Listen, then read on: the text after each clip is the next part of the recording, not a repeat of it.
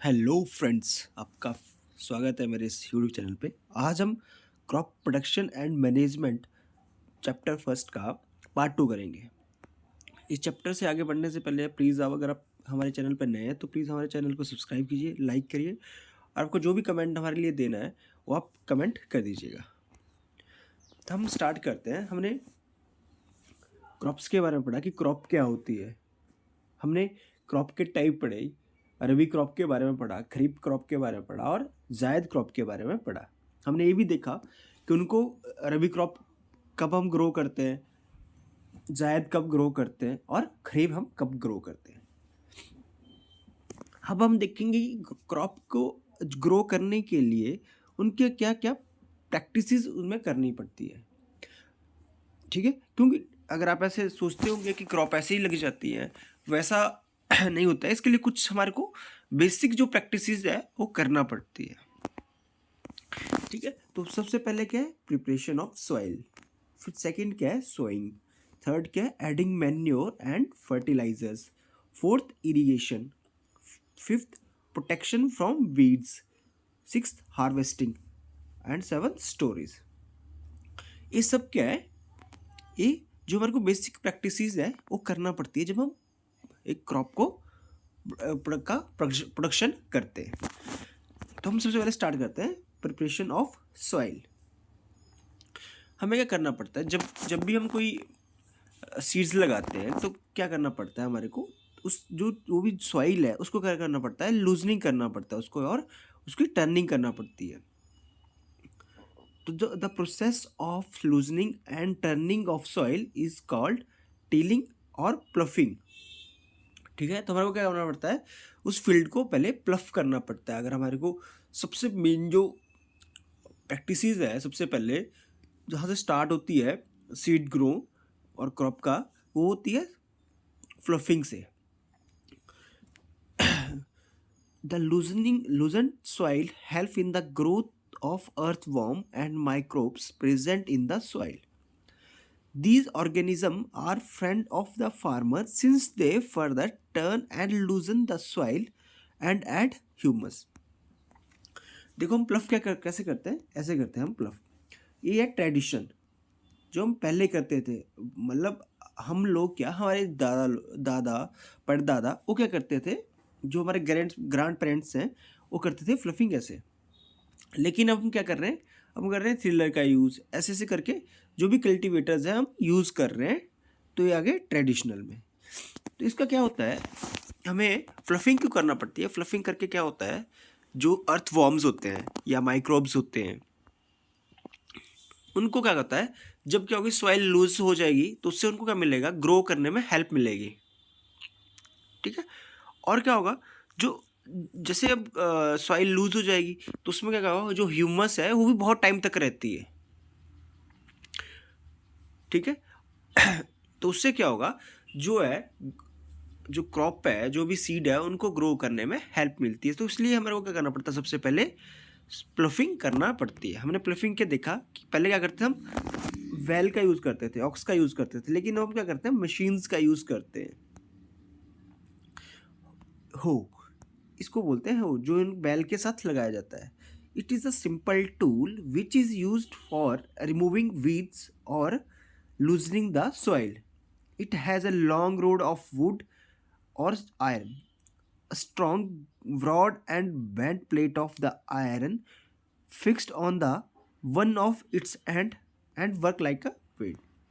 देखो एक ऐसे होता है, इसमें बीम होता है और ये क्या है, रॉड है आगे तक। ठीक है, यहाँ पे क्या है, एक बैल लगाया जाता है, यहाँ पे भी बैल लगाया जाता है।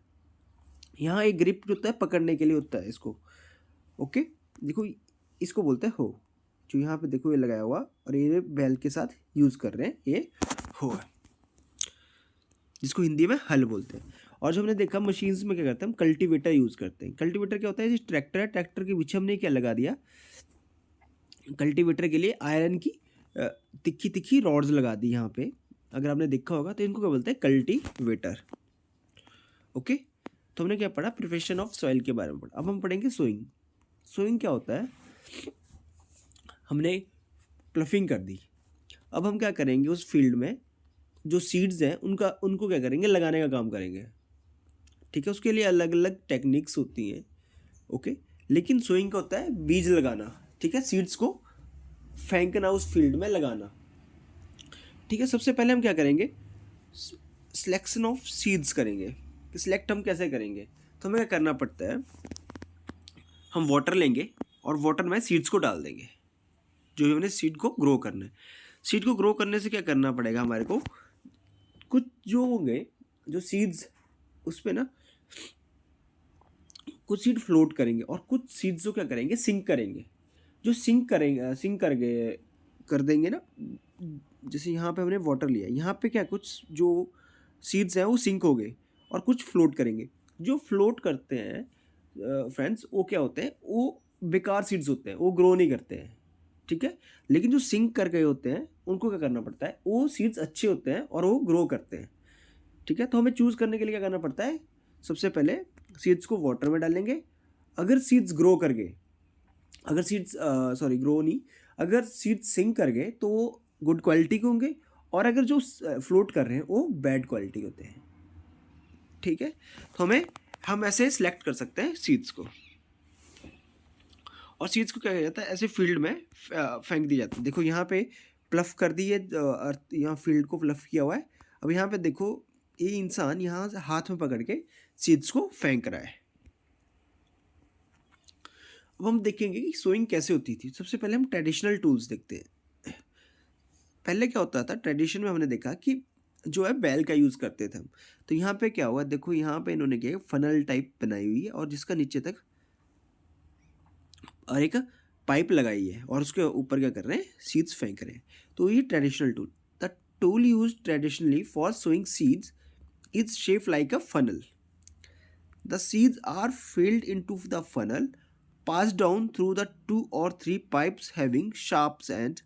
These ends pierce into the soil and place seeds here. क्या होता था, यहाँ पे क्या होता है, रॉड्स लगा दी फनल में, ऐसे फनल बनाई, इसमें रॉड्स लगा दी, जिनसे क्या होता है, हमने यहाँ पे सीड्स फेंके तो सीड्स क्या होंगे, यहाँ पे नीचे सॉइल में तिखे होंगे। ठीक है, तो यहाँ पे नीचे अर्थ में डाल देंगे। तो ट्रेडिशनल था, लेकिन अब क्या करते हैं, हम सीड ड्रिल का यूज़ करते हैं। ठीक है, हम क्या करते हैं, nowadays seed drill is used for sowing with the help of tractor. ठीक है, हम क्या करते हैं, हम सीड कैसे करते हैं, ट्रैक्टर की हेल्प से करते हैं। This show the seeds uniformly eight equal distance and depth.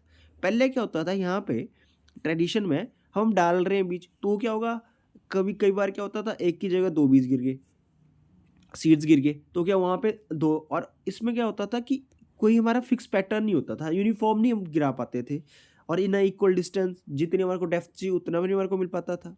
लेकिन क्या होता है, जो सीड ड्रिलर से हम क्या करेंगे, यहाँ पे क्या करेंगे, सीड डाल देंगे इसके अंदर, तो ये ग्रो करेंगे। हम इसको क्या करेंगे, ट्रैक्टर से लगा देंगे, ऐसे ट्रैक्टर के साथ लगा देंगे। ठीक है, यहाँ पे देखो हमने ट्रैक्टर के साथ लगा दिया इसको, तो ये क्या करेगा, यूनिफॉर्म डिस्टेंस पे डालेगा। हमने डिस्टेंस फिक्स कर दिया कि यहाँ पे बीज बढ़ने चाहिए और इतनी डेप्थ में गिरने चाहिए, तो क्या करेगा, ये उतना उसी डिस्टेंस पे, इक्वल डिस्टेंस पे और उसी डेप्थ पे क्या करेगा, सीड्स को फेंकेगा। It ensures that seeds get covered by the soil after sowing. This protects seeds from the being eaten by birds. Sowing by using a seed drill saves time and labor. क्या होगा, हम क्यों करते हैं, sowing के बाद अर्थ उसके ऊपर क्या करते हैं, सॉइल डाल देते हैं। क्यों, क्योंकि उसका क्या होता है, ये जो वर्ड्स होते हैं ये इसको खा लेते हैं, तो उससे सेव करने के लिए हमारे को क्या करना पड़ता है, उसके अंदर सॉइल डालना पड़ती है। और सोइंग से क्या होता है, अब यहाँ पे देखो ट्रैक्टर है, एक तो टाइम बचेगा। पहले क्या होता था, बैल यूज़ करते थे तो बहुत टाइम लग जाता था, ऊपर से सीड्स डालने के लिए हमारे को अलग से इंसान चाहिए होगा। लेकिन क्या होता है, ड्रिल में क्या करते हैं, सीड ड्रिल में अब एक ही इंसान है, उसी में क्या करते हैं, कल्टीवेटर लगा देगा उसी ट्रैक्टर में, तो क्या होगा, फ्लफ कर देगा, और अगर उसमें सीड ड्रिल लगा देगा तो ड्रिल कर देगा, मतलब ड्रिल नहीं करेगा, सॉरी, सीड को ज़मीन में डाल देगा, तो उससे क्या, टाइम भी बचेगा, लेबर भी बचेगी। अब दूसरा क्या आता है, हमने क्या पढ़ा, सबसे पहले पढ़ा फ्लफिंग। ठीक है, कि हमने क्या करा, सॉइल को लूज किया और क्या किया, उसको टिल्ट कर दिया। फिर हमने पढ़ा सोइंग, सोइंग का हमने पढ़ा ट्रेडिशनल मेथड भी पढ़ा, और सोइंग का मतलब होता है बीज को हमने फील्ड में लगाना। फिर हम थर्ड आते हैं, अब हमने क्या किया, जमीन को प्लफ भी कर दिया, सीड भी डाल दिया। अब क्या करेंगे हम आगे उसका, adding manure and fertiliser,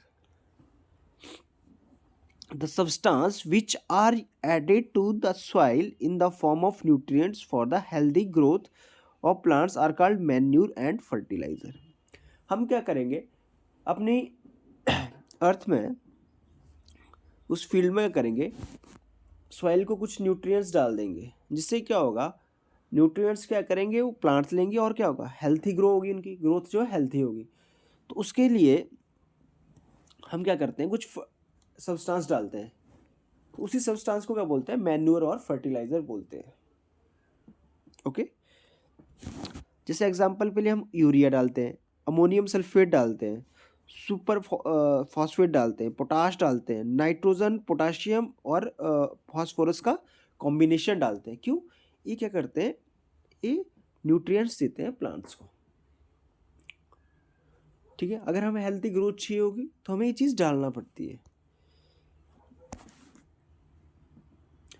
Another method of replenishing the soil with nutrients is through crop rotation.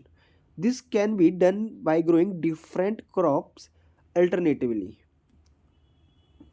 क्या होता है, एक और मेथड क्या है, ठीक है, कि अब सॉइल को क्या करना है, हमें न्यूट्रिएंट्स उसके बचाने हैं। तो क्या होगा, हमें करना पड़ता है, जैसे हमने खरीफ, ओके, खरीफ क्रॉप्स, राबी क्रॉप्स के बारे में पढ़ा। तो हम क्या कर रहे हैं, अलग सीज़न, अलग अलग सीज़न में अलग अलग चीज़ डाल रहे हैं, अलग अलग सीज़न में अलग अलग क्रॉप का ग्रो कर रहे हैं। जैसे खरीफ में हम अलग ग्रो कर रहे हैं, ठीक है, जैसे हम पैडी डाल रहे हैं, मेज़ बना रहे हैं, ये क्या कर रहे हैं, खरीफ में हम लगा रहे हैं। और अभी हम क्या कर रहे हैं, फ्लोर लगा रहे हैं, वीट लगा रहे हैं, ठीक है, और मस्टर्ड लगा रहे हैं। तो ये क्यों कर रहे हैं हम ऐसा, हम क्यों रोटेट करते हैं क्रॉप्स को हर एक सीज़न में, जिससे क्या होगा, जो सॉइल की जो न्यूट्रिएंट्स हैं वो भी सेफ रहेंगे। ठीक है, क्योंकि अगर हम एक ही टाइप का वहाँ पे प्लांट्स लगाएंगे तो क्या करेंगे, वो एक ही टाइप के न्यूट्रिएंट्स को यूज़ करेंगे, जिससे क्या होगा, एक ही टाइप के न्यूट्रिएंट्स यूज़ करेंगे तो न्यूट्रिएंट्स ख़त्म हो जाएंगे। ओके, तो उसका क्या होता है, उसके लिए हम क्या करते हैं, अल्टरनेट लगाते हैं, कि एक सीज़न में अलग से क्रॉप लगाएंगे, उसके बाद हम क्या करेंगे, उसी क्रॉप को सेम नहीं करेंगे, दूसरी और क्रॉप लगा देंगे। ठीक है, तो इससे भी क्या होता है, हेल्प मिलती है सॉइल के रिप्लेनिशमेंट को। ठीक है, हम क्या करते हैं, ऐसे ऐसे फर्टिलाइज़र का यूज़ भी करते हैं। अब हम पढ़ेंगे फर्टिलाइज़र और मैन्यूर में क्या डिफरेंस है। जो बच्चों फर्टिलाइज़र हैं वो क्या होते हैं, मैन मेड होते हैं, ठीक है, लेकिन मैन्यूर क्या होते हैं, वो क्या होते हैं, नेचुरल सब्सटेंस होते हैं। ये क्या, कहाँ से ऑब्टेन होते हैं, by the decomposition of cattle Dang and plant residues. Manure से क्या होता है, जिसको हम बोलते हैं ना, जैसे जो भी डंग करते हैं ना, कैटल का डंग होता है या प्लांट्स के लीफ करते हैं, हम क्या करते हैं, उनको एक जगह कहीं गड्ढे में डाल के उसको वहाँ पे डिकम्पोज होने देते हैं, उससे मैन्योर मिलता है। फर्टिलाइजर्स क्या होता है, फैक्ट्रीज में बनता है, लेकिन मैन्योर्स कहाँ है, फील्ड में। हमने कहीं पे भी क्या हुआ, गऊ का डंग डाल दिया, कैटल्स का डंग कहीं पे भी हमने फील्ड पे फेंक दिया तो कहीं भी तैयार हो जाएगा। और आपको पता है, जब फील्ड पे क्या होता है, जो लीव्स होते हैं वो कहीं पे भी गिर जाते हैं बाय विंड्स, तो क्या होता है, वो वहाँ पे क्या करते हैं, डिकम्पोज होकर क्या कर देते हैं, वहाँ पे मैन्योर बन जाता है। ये क्या करते हैं, fertilisers does not provide humus to the soil. क्या करते हैं कि ह्यूमस को प्रोवाइड नहीं करते, लेकिन मैन्योर क्या करते हैं, लॉट ऑफ ह्यूमस करते हैं प्रोवाइड सॉइल को। Fertiliser are very rich in plants nutrients like nitrogen, phosphorus and potassium. क्यों, ये क्यों रिच होते हैं, क्योंकि मैन मेड है। तो हम क्या करते हैं, खुद भी इसमें क्या करते हैं, जितना हमारे को पोटाशियम चाहिए, नाइट्रोजन चाहिए, फॉस्फोरस चाहिए, हम उस हिसाब से बना देंगे। लेकिन क्या होता है, मैन्योर जो होते हैं नेचुरल होते हैं, तो ये क्या होते हैं, लेस रिच होते हैं प्लांट्स न्यूट्रिएंट में। ओके, लेकिन ये क्या होते हैं, ये हमारे लिए हार्मफुल होते हैं, और ये हमारे लिए हार्मफुल नहीं होते हैं, ये हमारे लिए हेल्दी होते हैं। तो हमने क्या किया, फर्टिलाइजर और मैन्योर का डिफरेंस करा कि फर्टिलाइजर क्या है, मैन मेड है, मैन्योर नेचुरल है। अब एडवांटेजेस ऑफ मैन्योर पढ़ेंगे। The organic manure is considered better than fertiliser. क्यों? अब क्या करते हैं मैन्योर, का क्या करते हैं, वाटर होल्डिंग कैपेसिटी को एनहांस करते हैं, ठीक है। It makes soil porous due to which exchange of gases become, क्या करेंगे कि अब हम डाल देंगे तो ये क्या करेंगे, सॉइल को पोरस बना देंगे, ठीक है, जिससे क्या होगा, जो गैसेस का एक्सचेंज होता है वहाँ उसके अंदर वो ईजी रह जाता है। It increase the number of friendly microbes, ये क्या करेगा, अब उसमें आप देखते होंगे अर्थवॉर्म भी होता है, जब मैन्योर डालते हैं तो काऊ के डंग के साथ क्या होता है, अर्थवॉर्म काफ़ी होते हैं, ठीक है, कुछ अदर माइक्रोब्स होते हैं जो क्या होते हैं, सॉइल फ्रेंडली होते हैं, ठीक है। It improves the texture of the soil, ये क्या करेगा, इम्प्रूव टेक्सचर ऑफ सॉइल, और हमारी हेल्थ के लिए भी हेल्पफुल होते हैं। इसलिए बोला जाता है कि मैन्योर का यूज़ ज़्यादा करो as compare to fertiliser. Okay, अब हम पढ़ेंगे हमने क्या किया, फ्लफ की सबसे पहले सॉइल को, उसके बाद हमने क्या किया, सोइंग करी, सीड लगा दिए, फिर हमने क्या पढ़ा, हमने मैन्योर और फर्टिलाइजर का यूज़ किया। अब हम क्या करेंगे, उसको इरीगेट करेंगे। इरीगेट करने का मतलब होता है the supply of water to crop at regular interval is called irrigation. हम क्या कर रहे हैं, किसी क्रॉप को क्या करें, कुछ टाइम के बाद क्या कर रहे हैं, वाटर की सप्लाई कर रहे हैं, उसको प्रोवाइड कर रहे हैं, उसको बोलते हैं इरीगेशन, ठीक है। अब क्या गया, हमने सबसे पहले प्लफ किया, सोइंग करी, फर्टिलाइज डाला, अब उसको क्या, पानी की ज़रूरत तो होगी सॉइल को, तो हम क्या करते हैं, उसको इरीगेट करते हैं। और इरीगेशन के सोर्सेज क्या हैं, wells, tubewells, ponds, lakes, river, dams and canals, ये सारे क्या हैं, सोर्स हैं वाटर इरीगेशन के, ठीक है। अब हम क्या पढ़ेंगे, इरिगेशन के मेथड पढ़ेंगे। तो सबसे पहले आता है ट्रेडिशनल मेथड, जो हम पहले यूज़ करते थे, अभी भी कर रहे हैं, लेकिन जो बहुत टाइम पहले से ट्रेडिशनल का मतलब पता क्या होता है, कि जो पुराने टाइम से हम यूज़ कर रहे आ रहे हैं, जो हमारे ग्रैंड पेरेंट्स भी यूज़ कर रहे थे, उनके ग्रैंड पेरेंट्स भी यूज़ कर रहे थे, उनको जो हम यूज़ कर रहे हैं उनको बोलते हैं ट्रेडिशनल मेथड। सबसे पहले आता है मोट, पुली सिस्टम, चेन पंप, डेकली एंड राहट। और यहाँ पे देखो ये मोट, ठीक है, इसमें हम क्या करते हैं, वेल से हम क्या करते हैं, किसी बाल्टी या पॉट में हम क्या करते हैं, वेल से पानी निकालते हैं और उसको क्या करते हैं, ऐसे फेंक देते हैं। हमने कैनल जैसी छोटी कैनल बनाई होती है जिसमें हम क्या करते हैं, उस पानी को फेंक देते हैं और वो खेतों में चला जाता है। थर्ड क्या है, चेन पंप। चेन पंप का मतलब क्या होता है कि चेन लगाई होगी, ये घूमता रहेगा ऐसे, और ये नीचे जाएगा, फिर पानी फेंकेगा, नीचे जाएगा, फिर पानी फेंकेगा, ऐसे करके चलता है, ठीक है। डेकली क्या है, देखो यहाँ पे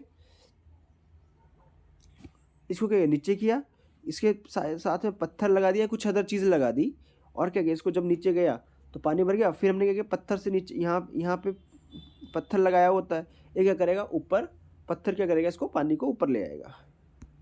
फिर था राहत, इसमें क्या किया जाता है, यहाँ से क्या होता है, बैल को घुमाया जाता है, इससे बांधा जाता है, और ये कनेक्टेड होता है इसके साथ, और ये घूमता रहता है, नीचे से पानी निकालता रहेगा और ये पानी को फेंकता रहेगा, ठीक है। ये थे ट्रेडिशनल मेथड। लेकिन हम क्या कर रहे हैं, modern method of irrigation, sprinkler में और ड्रिप सिस्टम। स्प्रिंकलर का मैं सबसे पहले हम इसका एग्जांपल देखो, ये वाला यूज़ करेंगे तो आप समझ गए होंगे कि स्प्रिंकलर, इस इमेज को देख के आपको लग रहा होगा कि आपने देखा है, तो इसको बोलते हैं स्प्रिंकलर। और ये देखो बड़े बड़े फार्म में ऐसे लगाए जाते हैं। अब इससे आपका फोटो, आपका जो इमेजिनेशन है वो काफ़ी क्लियर हो गई होगी स्प्रिंकलर क्या है। This system is more useful on uneven land where sufficient water is not available. क्या होता है, इस स्प्रिंकलर सिस्टम कहाँ यूजफुल होता है, जहाँ पे अनइवन लैंड है। जैसे यहाँ पे ए इवन लैंड है, और अनइवन का मतलब होगा कि ऐसे ऐसे ऐसे लैंड है, ये यहाँ पे यूज़ होता है। ये देखो यहाँ पे अगर वाटर, यहाँ क्या करेगा, मेन वाटर क्या करेगा, यहाँ पे आ जाएगा, अगर हम ऐसे फेंकेंगे वाटर को और यहाँ पे फेंकेंगे तो यहाँ नीचे को आ जाएगा, तो क्या होगा, एक यहाँ यूज़ होता है अनइवन जो लैंड है वहाँ पे भी यूज़ होता है, और जहाँ पे कहाँ यूज़ होता है दूसरा, जहाँ सफिशिएंट वाटर नहीं होता, कि वाटर कम होता है। इसमें क्या होता है, the perpendicular pipes having rotating nozzles on the top are join to the main pipe at a regular interval. देखो यहाँ पे देखो, हमने क्या पाइप जोड़ी हुई है और यहाँ पे नोजल्स लगाए हैं, यहाँ पे देखो नोजल्स लगाए हैं। When water is allowed to flow through the main pipe under pressure with the help of pump, it escape from the rotating nozzles। हम क्या करते हैं, प्रेशर से डालेंगे तो ये क्या नोजल यहाँ पे ऐसे करेगा, तो ये क्या करेगा, इसको रोटेट करता रहेगा और तो ये क्या होगा, जहाँ सारी जगह पानी इरिगेट करेगा। तो हमने स्प्रिंकलर का देख लिया, अब करेंगे हम ड्रिप सिस्टम। ड्रिप सिस्टम का होता है ऐसे, यहाँ पे अगर आपको दिख रहा होगा, यहाँ पे देखो हमने पाइप लगाई, यहाँ पे इसको क्या किया, होल किया हुआ है। फिर से देखो यहाँ पे देखो, इससे क्या हो रहा है, जो प्लांट की रूट पे ही डायरेक्ट पानी पड़ रहा है। यहाँ पे देखो, इसको बोलते हैं ड्रॉप सिस्टम। ठीक है, यहाँ पे देखो पाइप है, पाइप में हमने क्या किया है, इतना सा पॉइंट छोड़ा है कि जिससे पानी की ड्रॉप पड़ती रहेगी। तो जो पानी की ड्रॉप है, वाटर ड्रॉप है, ये क्या करेगी, डायरेक्ट ही रूट्स पे गिरेगी, जिससे क्या होगा, वाटर काफ़ी सेव होगा और क्या होगा, डायरेक्टली नियर द, ठीक है, नियर द रूट्स। तो क्या कहते हैं, जो ड्रिप में क्या होता है, जो water falls drop by drop directly near the roots. जैसे यहाँ प्लांट्स है तो यहाँ के रूट्स में डायरेक्ट ही ये पड़ेगा। It is the best technique for watering fruit plants, gardens and trees. इसमें क्या होता है, वाटर भी वेस्ट नहीं होता है। ठीक है, it is the boon in the region where the availability of water is poor. ठीक है, जहाँ पे कम होगा वाटर, कम होता है, वहाँ पे क्या होगा, डायरेक्टली अब आप रूट्स में दोगे तो उसको डायरेक्टली यूज़ हो जाएगा। फिर से देख लो, यहाँ पे देखो हमने पाइप की, पाइप में हमने क्या किया, ऐसा लगा के उसके वाटर के सॉरी प्लांट के रूट में डायरेक्ट ही हमने ये दे दिया। अब पढ़ेंगे हमने क्या किया, फील्ड को भी प्लफ कर दिया, सीड्स भी लगा दिए, उसमें फर्टिलाइज भी लगा दिए, इरिगेशन भी कर दिया। अब क्या करेंगे, हम उसको प्रोटेक्ट करेंगे from weeds. In the field many other undesirable plants grow naturally along with the crop. ठीक है, these undesirable plants are called weeds. Weeds क्या होते हैं बच्चों, हमने क्रॉप लगाई वीट की हमने क्रॉप लगाई है, उसके साथ क्या होगा, अनवांटेड जो हम चाहते हैं, अनडिजायरेबल प्लांट्स जो हैं वो ग्रो कर जाते हैं। ठीक है, उनको क्या बोलते हैं, weeds. Weeds are also controlled by using certain chemicals, उनको क्या बोलते हैं, वीडीसाइड्स बोलते हैं। अब वो वीड्स का क्या होता है, ये क्या करते हैं, जैसे हमने फर्टिलाइज़र हमने डाला क्रॉप को, तो क्या करेंगे, जो वीड्स है उसका क्या करेंगे, जो न्यूट्रिएंट्स होते हैं फर्टिलाइज़र को, यही उनको एब्जॉर्ब कर लेते हैं। तो हमें क्या करना पड़ता है, इनसे प्रोटेक्ट करना पड़ता है प्लांट्स को। तो हम क्या करते हैं, केमिकल यूज़ करते हैं, उनको बोलते हैं वीडीसाइड्स। ठीक है, और हम क्या करते हैं, अलग अलग जो वेज हैं जो इनको रिमूव करने के लिए, वीड्स को और उनकी ग्रोथ को कम करने के लिए काफ़ी अलग अलग से चीज़ें यूज़ करते हैं। ठीक है, हम क्या करके खुरपी से निकाल देते हैं और यहाँ उनको टाइम टू टाइम निकाल देंगे, मैनुअली हम निकाल देते हैं इनको।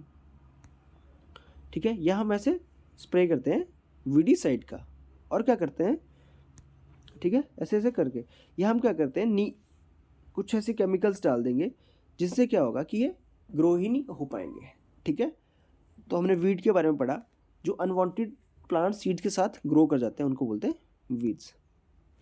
अब क्या करते हैं, सबसे इम्पोर्टेंट पार्ट आता है, हमने क्या किया, क्रॉप को भी बचा भी लिया वीड्स से, हमारी क्रॉप क्या होगी, अब मेच्योर होगी, पकने को होगी। The cutting of crop after it mature is called harvesting. ठीक है, क्योंकि हार्वेस्टिंग बहुत ज़रूरी है, तभी तो हमारे को क्या मिलेगा, क्रॉप से मिलेगा, फूड मिलेगा। हम क्या कर रहे हैं, हमारी क्या होता है, मैनुअली करते हैं, हमारे यहाँ पे कंट्री में बहुत ज़्यादा टाइम मैनुअली की जाती है। तो इनको क्या करते हैं, जिससे हम क्या करते हैं, सिक्कल से करते हैं, तो सिक्कल ये चीज़ होती है। ठीक है, और मशीन से करते हैं तो उसको बोलते हैं हार्वेस्टर। ठीक है, देखो ये हार्वेस्टर है, आप देख रहे होंगे ऐसे, ये जहाँ बड़े लैंड होते हैं, बिग लैंड्स होते हैं, जहाँ पे क्रॉप काफ़ी इसमें होती है स्केल पे, तो वहाँ पे विंड जो है हार्वेस्टर यूज़ होते हैं। ठीक है, यहाँ पे ऐसे भी हार्वेस्टर यूज़ होते हैं। ठीक है, तो हमने क्या पढ़ा कि हमने हार्वेस्टर कर लिया। The grain seeds need to be separated from the chaff. This process is called threshing. अब हमने क्या कर दिया, हार्वेस्ट भी कर लिया, तो अब हमें थ्रेशिंग क्यों करना पड़ेगी? क्यों? जो उनसे सीड है उस ग्रेन सीड्स क्या करना पड़ेगा, रिमूव करना पड़ेगा सैप से, उसको बोलते हैं थ्रेशिंग. फिर आता है स्टोरेज. ठीक है, हमने क्या किया, सीड्स को थ्रेशिंग कर भी लिया, मतलब उनको अलग भी कर लिया, तो हमें क्या करना पड़ेगा, अब स्टोरेज करना पड़ती है. तो स्टोरेज हमें ऐसी जगह करना पड़ेगी जहाँ से हम उसको क्या करें, मॉइस्चर से उसको बचा सकें, ठीक है, इंसेक्ट से बचा सकें, रेट से उनको क्या कर सकें, सेफ रख सकें, माइक्रो ऑर्गेनिज्म से सेफ रखें. तो हमें ऐसी जगह के लिए यूज़ करना पड़ती है जहाँ पे ये सारी चीज़ों से हम उनको बचा सकें. दूसरा क्या करना पड़ता है, हमें जैसे हमने थ्रेश करा तो उसके बाद हमारे को क्या करना पड़ता है, सीड्स को ड्राई करना पड़ता है. ड्राई किया, या तो हम सनलाइट में ड्राई करेंगे या अदर मेथड से हम उसको ड्राई करेंगे. जिससे क्या होगा, ड्राई करने से उसका जो मॉइस्चर है वो ख़त्म हो जाएगा. जिससे ड्राई ख़त्म हो जाएगा तो जो मॉइस्चर है जब ख़त्म हो जाएगा उससे, तो उससे क्या होगा, जो सीड है उसको क्या करेगा, वो प्रिवेंट रहेगी किससे, इंसेक्ट, पेस्ट, बैक्टीरिया और फंजाई के अटैक से. ओके. और हमारे को स्टोरेज कहाँ करना पड़ती है, ड्राई प्लेस पे, जहाँ पे रेट भी ना आए, मॉइस्चर ना बने, इंसेक्ट्स ना हो, तो हमें ऐसी ऐसी जगह उसको सेव करना पड़ता है. और हम क्या करते हैं, ड्राइड नीम भी यूज़ करते हैं. जो ड्राइड नीम के लीव्स हैं उनको भी यूज़ करते हैं घर में, जहाँ पे हम क्या करते हैं, स्टोर करते हैं फूड ग्रेन्स को. ठीक है. और जहाँ पे ये होती है छोटे लेवल पे, जहाँ हम घर पे करते हैं. लेकिन जहाँ लार्ज क्वांटिटी में हम ग्रेन्स को स्टोर करते हैं तो हमें क्या करना पड़ता है, हम कुछ स्पेसिफिक केमिकल ट्रीटमेंट का यूज़ करते हैं, जिससे क्या होगा, ना पेस्ट ग्रो हो, ना माइक्रो ऑर्गेनिज्म ग्रो हो. फिर हम पढ़ेंगे animal husbandry. Animal reared at home or on a farm have to be provided with proper food, shelter and care. When this is done on a large scale is called animal husbandry. Animal husbandry का जैसे मैं बताता हूँ आपको, हमने घर पे क्या किया, पेट्स को रखा, ठीक है, हमने पाला उनको, ठीक है. लेकिन हम क्या करेंगे, अब उसको लार्ज स्केल पे कर देंगे. जैसे हमने अपने घर पे एक काऊ रखी, एक बफेलो रखी, ठीक है, लेकिन हम क्या करेंगे, अब 100 काउज रख लेंगे. वैसे ही लार्ज स्केल में हम रखेंगे तो उसको क्या बोलेंगे, एनिमल हस्बेंड्री. तो आई थिंक आपको, आई होप आपको ये चैप्टर समझ आया होगा. हमने जो क्रॉप्स के जो भी प्रैक्टिसेस होती हैं, मेजर प्रैक्टिसेस, जो बेसिक प्रैक्टिसेस होती है, उनके बारे में हमने पढ़ा. हमने वहाँ पे देखा कि ट्रेडिशनल में क्या यूज़ होता है और मॉडर्न में क्या यूज़ होता है. तो आई होप आपको चैप्टर समझ आया होगा. Thank you and have a nice day.